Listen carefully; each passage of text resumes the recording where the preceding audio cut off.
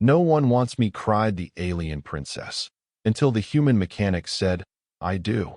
Before we dive into this story, drop a quick hi in the comments and tell me where you're watching from. It really helps support the channel.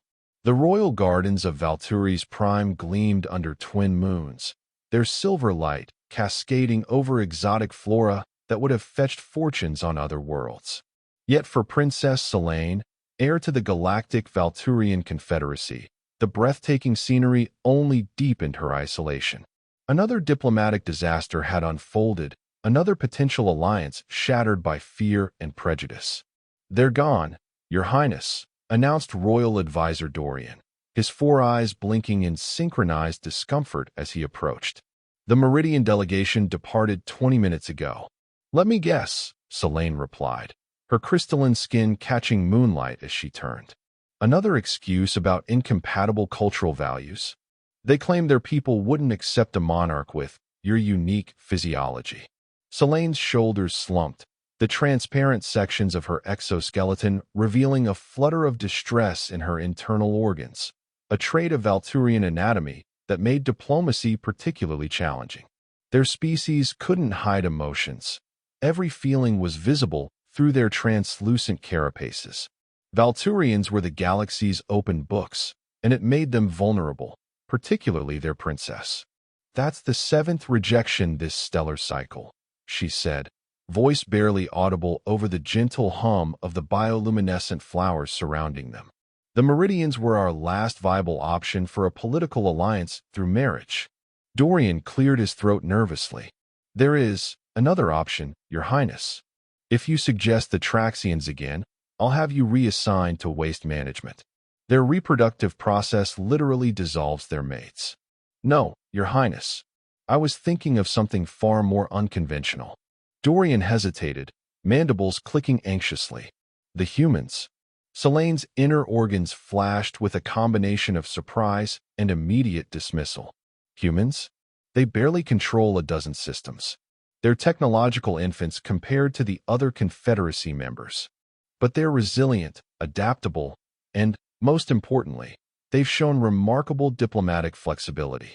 Their ambassador has been requesting an audience to discuss expanded trade rights. Trade is one thing. A political marriage alliance with their species is quite another. Your Highness, with all due respect, the succession mandate is clear. Without a consort within 3 lunar cycles, the throne passes to your cousin Vrexen, who, may I remind you, supports isolationist policies that would devastate our economy. Selene knew Dorian was right. Her cousin would reverse generations of careful diplomacy, driven by an irrational fear of alien influence. She turned her gaze skyward, where distant starships twinkled like artificial constellations. "Very well," she finally conceded. "Arrange a meeting with the human ambassador. But manage expectations. I won't commit to anything so drastic without careful consideration." Dorian bowed deeply. "As you wish, Your Highness. I'll make the arrangements immediately." As her advisor departed, Selene remained in the garden, watching the orbital stations through breaks in the cloud cover. Somewhere up there, the human delegation lived and worked, representing their young interstellar civilization. They'd appeared on the galactic stage only 50 years ago, yet already commanded respect from species that had been spacefaring for millennia. "Humans," she whispered to herself, the word foreign on her tongue. She'd never actually met one in person. Royal protocols had kept her interactions with lesser civilizations to a minimum. What she knew came from educational briefings and entertainment broadcasts. They were physiologically unusual, endoskeletal, opaque-skinned, with limited regenerative abilities and curiously strong emotional responses. They couldn't photosynthesize, had no natural bioluminescence, and possessed just 2 eyes and 2 arms, serious disadvantages by Confederacy standards.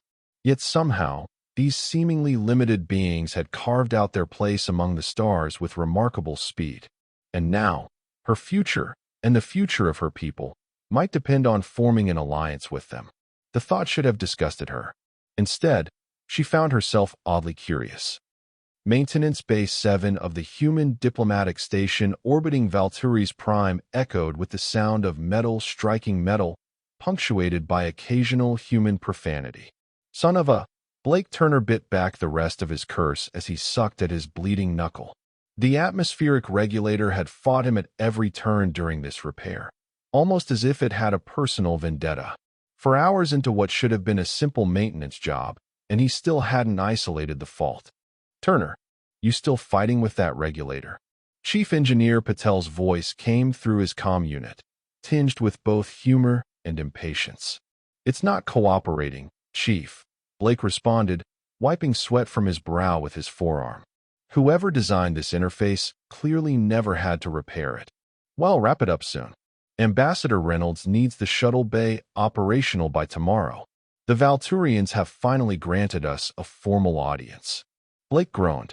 Another diplomatic function meant another round of emergency repairs when something inevitably malfunctioned during the proceedings. Being one of only 3 mechanics aboard the station guaranteed overtime. Roger that. I just need to bypass the main. The regulators suddenly sparked, and Blake jerked backward, narrowly avoiding a face full of electrical discharge. When the smoke cleared, the unit's status light glowed green. Huh, Blake muttered. Fixed itself out of spite. He gathered his tools and crawled out of the maintenance shaft into the corridor, where the artificial gravity made his tool belt feel twice as heavy after working in the reduced grav environment of the service tunnels. At 32, Blake had spent most of his adult life in space, taking one contract after another. What had started as a way to escape his small hometown in Montana had become a career.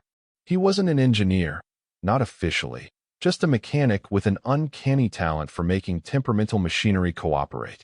When the diplomatic corps had been scrambling for maintenance staff willing to live at the edge of human space, Blake had signed up. The pay was good, and he'd always wanted to see more of the galaxy. 6 months into his 2-year contract, the novelty had worn off, replaced by routine repairs and the persistent feeling of being a small cog in a massive machine. Turner, Ambassador Reynolds nodded as they passed in the corridor. The ambassador was a tall, imposing woman with the kind of perfect posture that came from a lifetime in politics. Everything prepared for tomorrow? Yes, ma'am, Blake replied automatically. Shuttle Bay will be fully operational. Good. This meeting is crucial. The Valturians control key hyperlane access that could cut our shipping times to the Centauri colonies by half. I heard Princess Selene herself will be there, said Reynolds' aide, practically bouncing with excitement. They say Valturian royalty rarely leave their palace. Reynolds frowned. Focus on the trade agreements, Johnson. We're not here for royal gossip. After they'd moved on, Blake continued toward the crew quarters, mulling over the conversation. He knew very little about Valturians beyond what everyone in human space had learned in basic xenobiology briefings. Crystalline exoskeletons, transparent body tissues, photosynthetic capabilities, and a rigid caste system. They were among the founding members of the Galactic Confederacy and regarded humans as promising but unproven newcomers. Back in his quarters, a utilitarian single room barely large enough for a bed and desk, Blake noticed the flashing light on his terminal. A new work order. Report to Shuttle Bay 2 at 0600 hours to accompany the diplomatic team to the surface as technical support. Great, he muttered, falling onto his bed without bothering to remove his stained coveralls. Technical support meant standing silently in the background until something broke, then fixing it without drawing attention. At least he'd get to see the Valturian capital firsthand, something few humans had experienced. As he drifted off to sleep, Blake found himself wondering what the alien princess might look like. The educational briefings had shown Valturians as elegant, crystalline beings with intricate internal structures visible through their transparent exoskeletons. Beautiful, in an utterly inhuman way. His dreams that night were filled with strange, glittering figures moving through gardens of light. The royal palace of Valturi's Prime made Earth's most opulent buildings look like primitive huts. Constructed from a single massive crystal that had been shaped over centuries using techniques humans could barely comprehend, it refracted sunlight into millions of rainbow patterns that danced across its surfaces. Blake stood at the back of the human delegation, feeling conspicuously underdressed despite wearing his formal uniform, a dark blue jumpsuit with the Earth Diplomatic Corps insignia. The diplomats ahead of him wore tailored suits and dresses, their posture and movements practiced to project confidence and respect. "Remember," Chief Engineer Patel had whispered just before they'd left the shuttle, "say nothing unless directly addressed. Fix anything that breaks, and try not to stare at their organs." The advice echoed in Blake's mind as royal attendants led them through corridors of impossible architecture, where gravity seemed optional and light itself bent to artistic whims. They eventually arrived at the Grand Reception Hall, a space so vast that clouds had formed near its distant ceiling. The human delegation formed a semicircle as announced by a Valturian with an elaborate headdress. Ambassador Reynolds stepped forward, performing the practiced greeting gesture they'd all been briefed on, right hand open at chest level, left hand open at waist level, representing honesty above and below. "The Terran Diplomatic Corps expresses gratitude for this audience," she said, her voice carrying perfectly despite the hall's enormous size. Blake tried to maintain a professional expression while taking in the scene. Dozens of Valturian nobles lined the hall, their crystalline bodies glittering with internal bioluminescence in patterns that seemed to indicate rank or lineage. At the far end, upon a raised dais of spiraling crystal, sat what could only be the royal throne, and upon it sat Princess Selene. Even from a distance, she was unlike any Valturian Blake had seen in briefing materials. Where most of her species had clear or slightly blue-tinted exoskeletons, hers contained swirls of iridescent color that shifted with her movements. Her internal organs, visible through the transparent sections of her body, pulsed with gentle light that changed hue with what Blake assumed were her emotions. Currently, they displayed a cautious yellow-green. "Ambassador Reynolds," the princess spoke, her voice carrying a melodic quality that human vocal cords couldn't produce. "Valturi's Prime welcomes you and your delegation. We understand you seek expanded trade rights through our central hyperlanes. Indeed, Your Highness, human commerce would benefit greatly from shortened routes, and we offer considerable technological innovations in exchange." What followed was an hour of careful diplomatic exchange that Blake mostly tuned out, focusing instead on scanning the hall for any technology he might need to understand in case of malfunction. The Valturians used crystalline computing systems that interfaced directly with their biology, advanced tech, but notoriously temperamental around other species. His attention snapped back when a commotion rippled through the Valturian courtiers. Princess Selene had stood, her internal organs flashing with bright purple, emotion unknown to Blake, as she addressed Ambassador Reynolds. "Your proposal has merit. However, there are additional matters I wish to discuss in a more private setting. Would you and a single aide accompany me to the contemplation chamber?" Reynolds looked momentarily surprised, but recovered quickly. "Of course, Your Highness. My chief diplomatic officer. I would prefer someone with technical knowledge," the princess interrupted, her gaze sweeping over the human delegation until it landed on Blake. Her internal lights pulsed with a deep blue. "That one."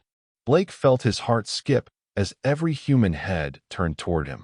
Ambassador Reynolds' expression was a mixture of confusion and alarm. "Your Highness, Mr. Turner is a mechanic, not a diplomatic officer," Reynolds explained carefully. "Precisely," Princess Selene responded. "The matters I wish to discuss involve technical compatibility questions. A practical perspective would be valuable." Before Reynolds could protest further, the princess had descended from her throne and was approaching them with a fluid grace that made her seem to float rather than walk. Up close, she was taller than Blake had realized, standing nearly 7 feet with her crystalline crest. "Mr. Turner, is it?" she asked, her voice softer now, almost conspiratorial. Blake swallowed hard. "Yes, Your Highness. Will you assist us in the contemplation chamber?" There was something in her tone, an undercurrent Blake couldn't identify, that made this feel less like a request and more like a test. He glanced at Ambassador Reynolds, who gave a tight nod. "I'd be honored, Your Highness." "Excellent." The princess turned to lead them away, her internal organs now pulsing with a rapid amber light. As they followed her through a hidden doorway at the back of the throne room, Reynolds leaned close to Blake. "Whatever this is, don't volunteer information, don't make promises, and for God's sake, don't touch anything." "Understood," Blake whispered back, wondering what exactly he'd been dragged into. The contemplation chamber proved to be a smaller, hexagonal room with walls of flowing crystal that somehow dampened all external sound the moment the door sealed behind them. In the center stood a table formed from the same living crystal as the rest of the palace. Princess Selene gestured for them to sit on cushioned stools that rose from the floor at her approach. "Ambassador Reynolds," she began once they were seated, "what I am about to discuss must remain confidential, regardless of the outcome." Reynolds nodded cautiously. "Of course, Your Highness." The princess' internal organs shifted to a deep purple as she seemed to gather her thoughts. "I require a consort," she stated bluntly. "Valturian law mandates that I must secure a political marriage alliance before ascending to the throne. My deadline approaches, and all traditional options have been exhausted." Reynolds blinked in surprise. "Your Highness, I'm not sure I understand." "I am proposing a political marriage between myself and a human," the princess continued, her organs now flashing between purple and blue. "It would secure your trade rights permanently and establish humans as a major power within the Confederacy overnight." Blake felt his jaw drop before he could control his expression. Ambassador Reynolds didn't fare much better, staring at the princess with undisguised shock. "Your Highness," Reynolds finally managed, "while we're deeply honored by your consideration, such an arrangement would require extensive consultation with Earth governance, and—" "I understand your hesitation," the princess interrupted, "which is why I've invited your mechanic." Her gaze shifted to Blake. "You see, any potential consort must pass certain compatibility tests. Technical compatibility, if you will. Previous candidates have failed these tests, finding aspects of Valturian biology unsettling." Blake suddenly understood why he'd been included. The princess wanted a blunt, practical assessment from someone who wouldn't sugarcoat diplomatic niceties. "Mr. Turner," she continued, "you repair complex systems daily. You understand that different components must work together despite their differences. From your practical perspective, do you believe a human and Valturian could form a functioning partnership?" Blake felt trapped between Ambassador Reynolds' warning glare and the princess' expectant gaze. Her internal organs had slowed their pulsing, now emanating a steady, deep blue light that somehow communicated vulnerability. He began, then cleared his throat. "With respect, Your Highness, I need to understand the specific compatibility issues before offering an opinion." The princess nodded as if pleased by his response. Direct and practical. "Good." She turned back to Ambassador Reynolds. "I require 3 days with your mechanic to determine basic compatibility. If successful, we can proceed to formal negotiations." Reynolds' professional demeanor cracked slightly. "Your Highness, Mr. Turner isn't qualified for diplomatic." "I'm not asking for diplomacy," Princess Selene interrupted, her tone sharpening as her organs flashed briefly red. "I'm asking for practical problem-solving and honesty, qualities that, based on my research, humans value in their mechanics." Blake watched the ambassador mentally calculating political implications, risks, and potential benefits. Finally, she spoke carefully. "If Mr. Turner is willing, we could arrange a limited cultural exchange. Purely exploratory, with no commitments from either side." All eyes turned to Blake. He felt wildly out of his depth, yet somehow fascinated by the situation. "I'm willing to help," he heard himself say. "If your highness believes I can be useful." Princess Selene's organs shifted to a warm golden hue. "Excellent. You will remain at the palace while Ambassador Reynolds returns to your orbital station. My advisors will provide her with preliminary alliance terms to review." Before Blake could fully process what was happening, the meeting concluded. As they exited the contemplation chamber, Reynolds pulled him aside. "Turner, what just happened in there is beyond unprecedented," she hissed. "You're now apparently central to the biggest diplomatic negotiation in human history. Whatever tests she has planned, tread very carefully. You're representing our entire species." Blake nodded, his mind still reeling. "What exactly am I supposed to do?" "Be respectful, be honest, and don't promise anything. We'll have a communication link established so you can report daily." She straightened his collar absently, a surprisingly maternal gesture from the usually formal ambassador. "And Turner? Try not to cause an interstellar incident." With that less than comforting advice, the ambassador rejoined the rest of the delegation, leaving Blake to be escorted deeper into the Crystal Palace by Valturian attendants. As they led him through winding corridors that seemed to shift and rearrange themselves, he fought to maintain his composure. Somehow, in the span of an hour, he had gone from anonymous mechanic to potential royal consort candidate. Part of him wanted to laugh at the absurdity. The rest was too busy trying not to panic. The guest quarters assigned to Blake were larger than his entire apartment back on Earth. Crystal walls that responded to his thoughts adjusted their transparency, temperature, and even played soft ambient sounds when he found the silence too oppressive. A Valturian assistant named Myril had been assigned to him, a slender being with a simpler crystalline structure than the nobles, indicating lower caste status according to Blake's briefings. "The princess will meet with you for first meal when the primary sun crests the eastern spires," Myril informed him, demonstrating how to use various amenities. "Until then, you may rest or explore the adjacent garden level. Your biometric signature has been added to the permitted areas."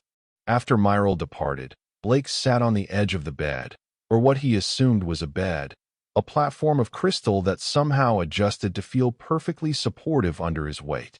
He activated his personal communicator. "Chief, you won't believe what's happening," he told Patel after establishing a secure connection. "Oh, I heard," the chief engineer replied, sounding both amused and concerned. "The whole station's talking about it. Our mechanic, potentially married to alien royalty. It's like a bad Hollywood plot. This can't be serious, right? There must be some diplomatic angle I'm missing. Ambassador Reynolds is taking it seriously enough. She's in emergency communication with Earth governance." Patel paused. "Look, Turner, weird as this is, roll with it. We need those trade routes, and if playing along with the princess tests helps secure them, consider it part of your job description." "But why me? I'm nobody special." "Maybe that's exactly the point. You're practical, straightforward, not wrapped up in diplomatic double talk. Plus," Patel added with a chuckle, "you're not bad looking for a grease monkey." Blake groaned. "Not helping, Chief. Just relax and be yourself. These Valturians can see your insides, remember? They probably value authenticity." After ending the call, Blake explored his quarters more thoroughly, finding clothing appropriate for a human guest had been provided. He eventually ventured into the attached garden, a breathtaking space where crystalline plants grew alongside more conventional alien flora. The garden extended onto a balcony overlooking the vast Valturian capital city, a sprawling metropolis of crystal spires and bioluminescent structures that glittered under the light of the setting sun. He was admiring the view when a voice spoke from behind him. "It is beautiful, isn't it? Though I imagine quite different from human cities." Blake turned to find Princess Selene standing there, her crystalline form catching the sunset in ways that created rainbow patterns across the balcony. Without the formal regalia of the throne room, she appeared somehow younger, though Blake had no idea how to judge Valturian ages. "Your Highness," he said, bowing awkwardly. "I didn't hear you approach. Please, when we are not in formal settings, call me Selene." Her internal organs pulsed with a gentle blue light, and Valturians naturally move quietly. "Our crystalline structure absorbs sound." Blake nodded, unsure how to proceed. The princess solved his dilemma by moving to the balcony rail beside him. "I must apologize for putting you in this unexpected situation," she said, gazing out at her city.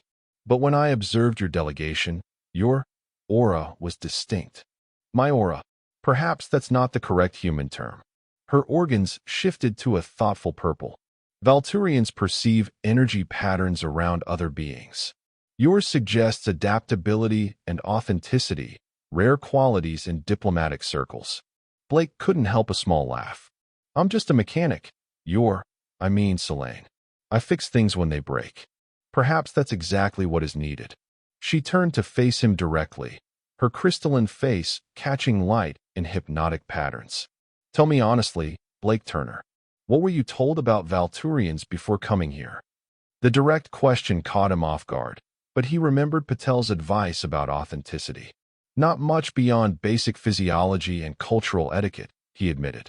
Crystalline beings with transparent body systems, photosynthetic capabilities, hierarchical society. Important founding members of the Confederacy with advanced biocrystal technology. Clinical and diplomatic, she observed, her organs shifting to an amused yellow. Did they mention why other species often find us disturbing to interact with? They mentioned not staring at your internal structures, Blake said carefully.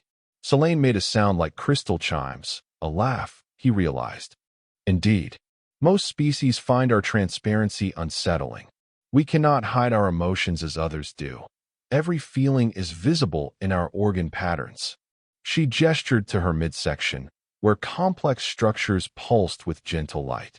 This makes us vulnerable, particularly in diplomatic situations. I can see how that would be challenging, Blake acknowledged. It is why many political alliances have failed. Her organs darkened slightly. Potential consorts discover they cannot bear being with someone whose every emotion is visible. They feel exposed, judged by comparison. Blake considered this. But that's also a strength, isn't it? No miscommunications about how you're feeling. Her organs brightened with surprise. Most do not see it that way. Well, humans tend to be pretty bad at hiding emotions anyway, Blake said with a shrug. We might not be transparent, but our faces give us away most of the time. Interesting. Selene studied him with what seemed like genuine curiosity. And you, Blake Turner? Does my appearance disturb you? Blake took a moment to consider her question honestly. The princess was alien, certainly, her crystalline structure and visible internal organs unlike anything human. Yet there was also a strange beauty to her form, the way light played through her translucent tissues, the graceful architecture of her exoskeleton. It's unfamiliar, he said finally, but not disturbing. Actually, it's kind of fascinating. Her organs pulsed with a warm golden light that spread upward through her crystalline form. That is not the response I expected. A comfortable silence fell between them as they watched the city lights come alive in the deepening dusk. Eventually, Selene spoke again. Tomorrow begins our compatibility testing. Rest well, Blake Turner. The process may be challenging for both of us. With that cryptic statement, she departed as silently as she had arrived, leaving Blake to wonder what exactly he had gotten himself into. The compatibility testing began after first meal, a surprisingly pleasant affair where Blake discovered that while Valturians primarily photosynthesized, they also consumed mineral-rich solutions as supplements. They had thoughtfully provided human-compatible food for him. Royal advisor Dorian led Blake to a circular chamber deep within the palace, where crystalline technology beyond his understanding lined the walls. Princess Selene waited inside, wearing what appeared to be more practical attire than her formal regalia, though still elegantly crystalline. The compatibility trials have traditionally been tests of physiological and psychological alignment between potential royal consorts, Dorian explained, his four eyes blinking in alternating pairs. However, as no human has ever undergone them, we have adapted certain elements. What exactly do these trials involve? Blake asked, eyeing the strange equipment warily. Princess Selene's organs pulsed with what he was beginning to recognize as amusement. Nothing invasive, I assure you. The first trial evaluates sensory compatibility. Before Blake could ask for clarification, the chamber darkened. Crystal panels in the ceiling began emitting light in complex, shifting patterns while subtle vibrations rose through the floor. the air filled with harmonics that seemed to resonate directly in his chest rather than his ears. What you are experiencing is a basic Valturian communication form, Selene explained, her voice somehow part of the harmonic pattern. Not language precisely, but emotional sensory exchange. Can you perceive the intent? Blake concentrated, trying to make sense of the patterns. Surprisingly, he found he could, not intellectually, but on some instinctive level. The combination of light, sound, and vibration created an impression of curiosity, interest. The sensation was alien, but not unpleasant. I think so, he said slowly. It feels like questions, like you're curious about something. Selene's organs brightened significantly. Remarkable. Most non-Valturians perceive only chaotic stimuli. The test continued with increasingly complex sensory patterns. Blake found he could interpret perhaps 60% accurately, far more than expected, according to Dorian's surprise commentary. The second trial involved problem-solving using Valturian biocrystal technology. Blake's mechanical intuition proved unexpectedly transferable, and he managed to complete most of the challenges by treating them as unusual engineering puzzles. By late afternoon, even Dorian seemed impressed. The human shows unexpected compatibility potential, Your Highness. Indeed, Selene agreed, her organs pulsing with a thoughtful blue-green. We should proceed to the third trial tomorrow. For now, Blake Turner has earned rest. As they left the testing chamber, Blake found himself walking alongside the princess while Dorian hurried ahead to make arrangements for the next day. You're full of surprises, mechanic, Selene said quietly. Most candidates struggle significantly with the sensory trials. Blake shrugged. I work with complex systems every day. Maybe that helps, looking for patterns, adapting to unusual inputs. Perhaps. Her organs pulsed briefly with a color he hadn't seen before, a deep, rich purple with hints of red. There is another explanation, though it would be unprecedented. When she didn't elaborate, Blake decided not to press. Instead, he asked the question that had been bothering him since the previous day. Can I ask something directly? Of course. Why this approach? Surely there are more conventional diplomatic solutions to your succession issue. Selene was quiet for several steps, her organs shifting through subtle color variations before settling on a muted blue. The conventional options have been exhausted, she finally said. 7 potential consorts from appropriate species have rejected the alliance after compatibility trials. My cousin grows more confident with each failure, already making promises to those who would benefit from isolationist policies. She stopped walking, turning to face Blake directly. I have 63 days before the succession mandate expires. Without a consort by then, I forfeit the throne, and generations of progressive policies die with my claim. The raw honesty in her voice, and the clear distress visible in her pulsing organs, caught Blake off guard. This wasn't just political maneuvering. She was genuinely concerned for her people's future. What makes you think a human would be compatible when others weren't? He asked quietly. Observation, she replied. Since your species joined the Confederacy, humans have demonstrated remarkable adaptability.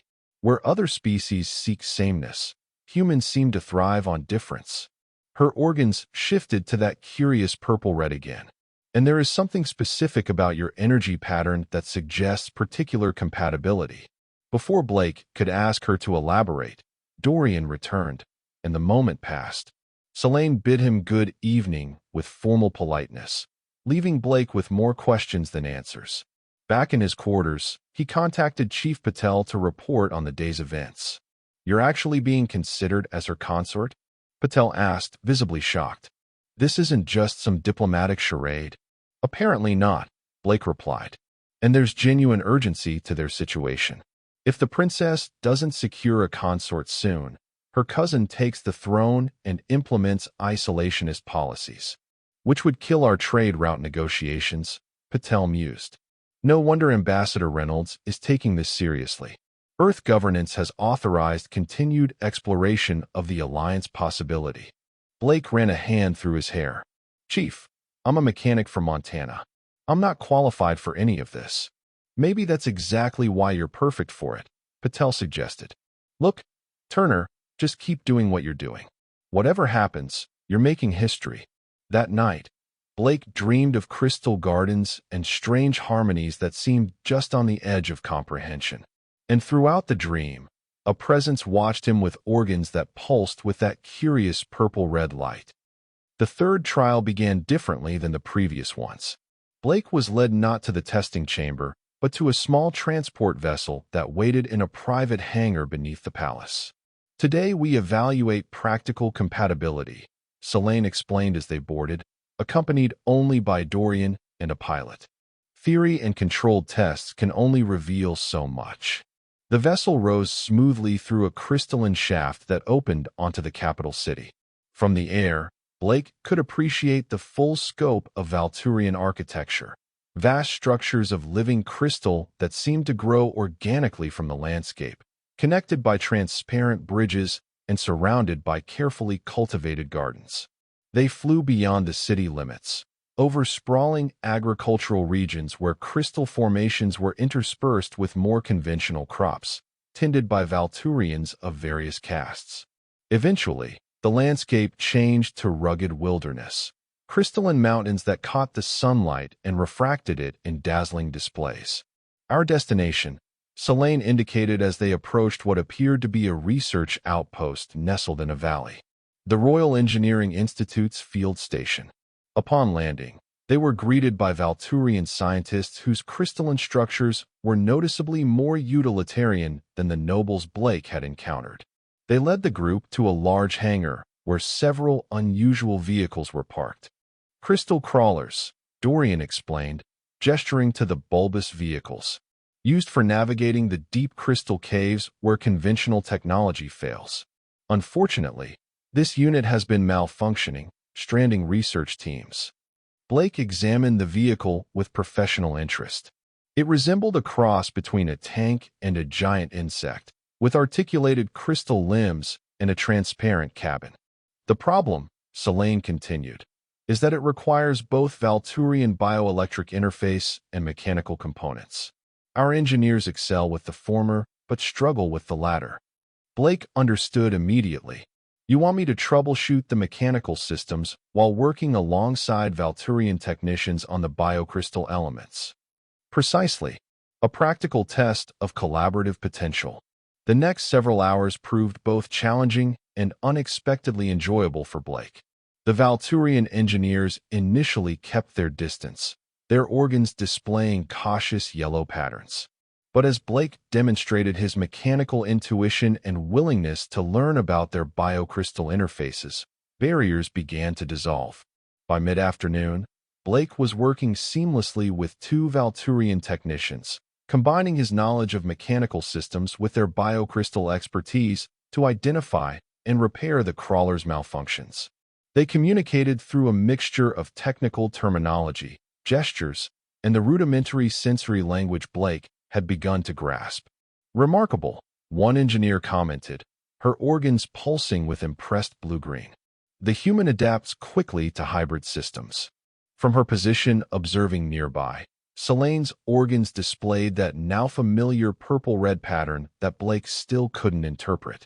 When the crawler finally hummed to life, its crystal limbs flexing in perfect synchronization, a cheer went up from the assembled team. A strange mixture of human exclamation and Valturian harmonic resonance that somehow worked together.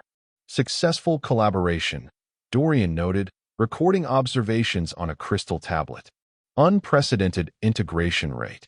On the flight back to the palace, Blake found himself seated beside Selene while Dorian conversed with the pilot. Your engineers are incredibly talented, Blake said after a comfortable silence. The biocrystal interface technology is like nothing we have in human space. Yet you adapted to it quickly, she observed. Most species require months of training to work effectively with our systems. Blake shrugged. It's not so different from other complex systems. Find the patterns, understand the flow, identify where things connect. He glanced at her curiously. Can I ask what that color means? Your organs keep shifting to that purple-red, and I can't interpret it.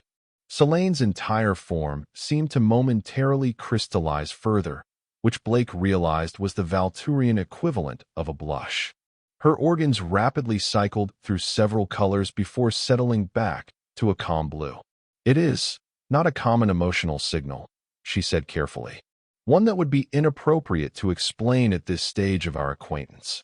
Blake decided not to press the issue, though his curiosity was definitely piqued. That evening, during his daily report to Chief Patel, Blake received surprising news. "Ambassador Reynolds is returning to the palace tomorrow with representatives from Earth governance," Patel informed him. "Apparently, your compatibility test results have accelerated diplomatic discussions." Blake felt a twinge of alarm. "They're not seriously considering this political marriage, are they? Turner, do you have any idea what's at stake here? These trade routes would transform human economic potential in this sector, not to mention the political advantages of being allied with Valturian royalty." Patel studied him through the comm screen. "The question is, after 3 days with them, what do you think? Is this something that could actually work?" Blake found himself unable to give a simple answer. 3 days ago, the idea had seemed absurd, a human mechanic married to an alien princess. Yet after working alongside the Valturians, after seeing Selene's genuine concern for her people's future, after discovering unexpected compatibility between their different approaches, "I don't know," he admitted finally, "but I'm starting to think it's not as impossible as it first seemed." The 4th day brought formal diplomatic proceedings. Blake found himself once again in official uniform, standing in a smaller but still impressive chamber where Ambassador Reynolds and 3 representatives from Earth governance met with the Valturian Royal Council. Princess Selene presided from a crystal throne, her formal regalia restored and her manner more distant than it had been during their compatibility trials. Blake was positioned off to the side, technically part of the proceedings, but mostly an observer as the diplomats discussed potential alliance terms. "The compatibility trial results are most encouraging," Royal Advisor Dorian was explaining, displaying crystal tablets with data recordings. "The human Blake Turner has demonstrated exceptional adaptive capability, sensory resonance potential, and collaborative integration. While we appreciate these findings," Ambassador Reynolds responded carefully, "a political marriage alliance is unprecedented in human diplomatic history. We must consider all implications thoroughly." As the formal discussions continued, Blake found his attention repeatedly drawn to Selene. Despite her regal composure, he could see tension in her crystalline structure and concern in her gently pulsing organs. The pressure of the succession mandate deadline clearly weighed on her. When the diplomatic teams broke for refreshments, Blake found himself approached by one of the Earth representatives, an older woman with shrewd eyes and a no-nonsense manner. "Mr. Turner," she said quietly, "I'm Undersecretary Chun from the Diplomatic Corps. I'd like your honest assessment of this situation." "Ma'am, you've spent more time with the princess than any of us. Is this alliance feasible on a personal level? Political marriages require at least basic compatibility to function." Blake considered his answer carefully. "The Valturians are different from us in many ways, but there's more common ground than you might expect. They value honesty, practical problem-solving, and collaboration, things humans also respect." "And the princess herself? What's your impression?" Blake glanced across the room where Selene was engaged in conversation with Ambassador Reynolds.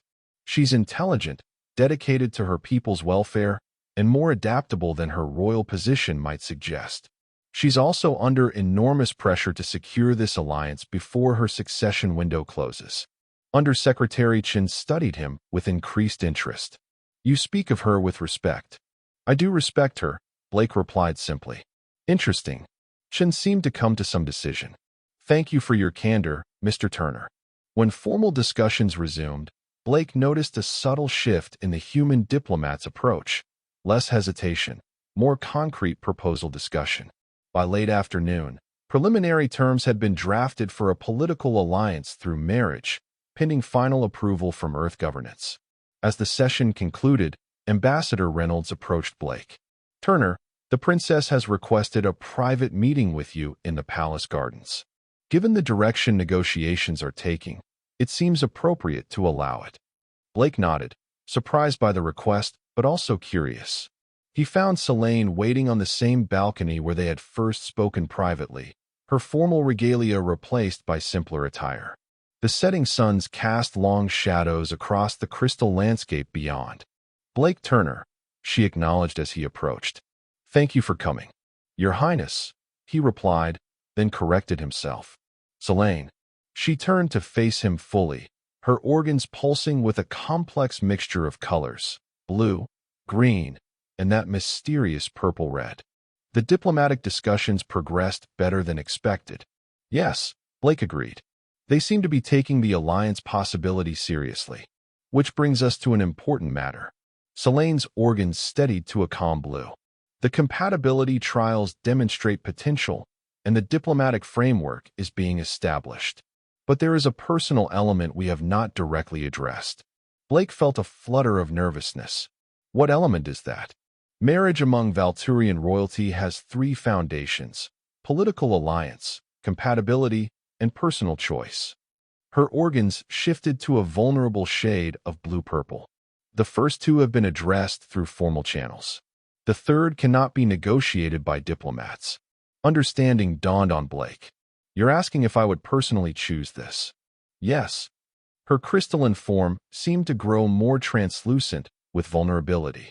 "Political necessity brought us to this point, but I would not proceed without mutual willingness. If you find the prospect too alien, too uncomfortable, you need only say so. Alternative diplomatic arrangements can be found." Blake looked out across the crystalline city, considering the enormity of what was being proposed. Marriage to an alien princess, a life on a crystal world light years from Earth, responsibilities he could barely imagine. Yet when he looked back at Selene, he didn't see an alien monarch. He saw someone whose emotions literally couldn't be hidden, who had shown him her world, who faced immense pressure, yet still considered his feelings in the equation. "May I ask a personal question?" he said quietly. "Of course." "That purple-red color your organs display sometimes when we interact, what does it mean?" Selene's entire form crystallized further, that Valturian blush again. "It is our physiological response to attraction, personal, not political interest." Blake felt a surprising warmth spread through him at her confession. "You're attracted to a human mechanic? To your energy pattern? To your practical problem-solving approach? To the way you adapted to our systems without fear or prejudice?" Her organs pulsed with increasing purple-red. "Is that so difficult to believe?" "A bit," Blake admitted with a small smile. "But no more difficult than the idea that I find a crystalline alien princess fascinating and admirable." Selene's organs brightened dramatically. "You do?" "I do," Blake confirmed, surprising himself with his certainty. "These past days have been the most extraordinary of my life, and not just because of the exotic setting or diplomatic importance. Working with you, learning about your world, it's opened possibilities I never imagined." He took a deep breath before continuing. "I can't promise I'd be a perfect consort. I'm still just a mechanic learning to navigate all this. But if you're asking if I'm willing to try, to build something neither humans nor Valturians have attempted before, then yes, I am." Selene moved closer, her crystalline form catching the sunset in ways that created dancing rainbows between them. "Among Valturians, we have a saying: different crystals can form a stronger structure together than apart. On Earth, we say something similar about metals in an alloy," Blake replied. "Perhaps we are not so different after all." Selene extended her crystalline hand, the gesture unmistakably inviting human contact despite cultural differences. Blake hesitated only briefly before placing his hand against hers. The contact sent a surprising warmth through him, not temperature, but a resonance that seemed to connect them on a level beyond the physical. "No," he agreed softly. "Perhaps not so different at all." 3 weeks later, Blake stood in chambers that still felt surreal to call his own, adjusting formal attire that had been custom-designed to complement Valturian aesthetic sensibilities while remaining recognizably human. Through the crystal walls, He could see the capital city gleaming under the morning suns, citizens already gathering for the historic event. "Nervous?" asked Ambassador Reynolds, who had arrived to escort him to the ceremony. "Terrified," Blake admitted. "I'm about to become the first human consort to alien royalty. Pretty sure that wasn't in my job description as a station mechanic." Reynolds smiled, a rare expression from the usually serious diplomat. "You've handled the transition remarkably well. The preliminary alliance benefits are already exceeding projections." And Chief Patel? Grumbling about losing his best mechanic, but quite proud. The entire station watched the pre-ceremony yesterday. Reynolds checked the time. "We should proceed. History awaits." The great crystalline hall dwarfed even the throne room where Blake had first seen Selene. Thousands of Valturians from all castes filled the space, their collective presence creating a subtle harmonic resonance that Blake could now recognize as excited anticipation. Diplomatic representatives from every Confederacy species were positioned in order of alliance seniority, humans notably closer to the front than their relative newcomer status would normally merit. Blake walked the crystal pathway toward the central dais, acutely aware of countless eyes, some human, most decidedly not, following his progress. On the dais waited Royal Advisor Dorian, who would officiate, and Princess Selene. She wore ceremonial attire unlike anything Blake had seen before. Living crystal that seemed to flow around her form, enhancing rather than concealing the complex beauty of her internal structures. Her organs pulsed with a mixture of formal royal blue and that now familiar purple-red that he understood as personal affection. As he took his position beside her, she spoke softly in their newly developed private communication style, a mixture of words and subtle harmonic tones that had evolved during their accelerated courtship. "The mechanic seems far from his engine room," she observed with gentle humor. "Wouldn't have believed it myself 3 weeks ago," Blake replied. "I came to fix machines, not marry royalty. Perhaps you are still fixing things, just on a larger scale." Her organs pulsed with warmth. A broken succession, a stalled alliance, a princess who had given up hope. Before Blake could respond, Dorian began the ceremony, his voice amplified through the crystal architecture to reach even the furthest observers. The ritual combined traditional Valturian elements with adaptations meant to honor human customs, carefully negotiated by diplomatic teams from both worlds. When the moment came for their formal commitment, Blake spoke the carefully rehearsed Valturian phrases that affirmed his acceptance of both political and personal responsibilities. Selene responded with the traditional royal acceptance, then surprised attendees by adding several sentences in carefully practiced English, a gesture that sent a ripple of approval through the human delegation. The final element involved the exchange of crystalline bands. Selene's a gift to be worn, Blake's a living crystal that partially integrated with his skin in a painless bonding that symbolized the permanent nature of royal consort status. As the bands connected, a resonance spread through the hall, Valturian organs throughout the crowd pulsing in synchronized approval. "The royal consort is confirmed," Dorian announced formally. "The succession is secured. The alliance is established." The celebration that followed blended diplomatic formality with genuine jubilation. Blake found himself moving from one conversation to another, accepting congratulations from humans and aliens alike. Throughout it all, he remained connected to Selene through a subtle resonance from their bonded crystals, a constant awareness of her presence even when they were physically separated by diplomatic obligations. Late in the evening, they finally escaped to a private crystal garden terrace high in the palace. The capital spread below them, still celebrating with light displays that transformed the crystalline city into a spectacle of color and movement. "Second thoughts?" Selene asked as they stood side by side, her question gentle but genuine. Blake considered the extraordinary path that had brought him here, from fixing atmospheric regulators on a human station to standing beside the soon-to-be ruler of a founding Confederacy power. A path that had begun with a princess's desperate gamble and a mechanic's practical nature. "No," he answered honestly. "Adjustments still to make, certainly. cultural differences to navigate. But no second thoughts. The coming months will be challenging, she warned. My formal coronation, your continued integration training, political factions to manage. One step at a time, Blake replied, using the pragmatic approach that had served him well throughout his life. We'll adapt as needed. That's what mechanics do. Find solutions, make adjustments, keep systems running smoothly. Selene's organs pulsed with that rich purple red that he now recognized as deep affection. When I cried out that no one wanted me, I never imagined a human mechanic would be the one to say I do. Blake smiled, still awed by the twist of fate that had brought them together. Sometimes the parts that seem least likely to fit together make the strongest connections. Her crystalline form caught the light of fireworks now blooming over the city, creating internal rainbows that matched the celebration below. Indeed they do, my human consort. Indeed they do. And that was the end of the story. If you listened all the way to here, don't forget to leave feedback about what you thought of the story in the comments, whether positive or negative. Your feedback helps us improve. Also leave your like and subscribe to the channel for more stories like this one. And I'll leave here on the screen another video that I'm sure you'll like. Big hug, and see you in the next story.